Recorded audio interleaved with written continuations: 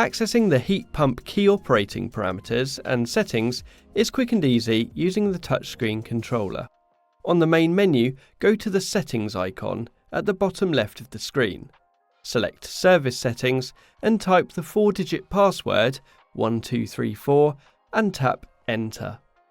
This will take you to the Heat Pump Parameters menu.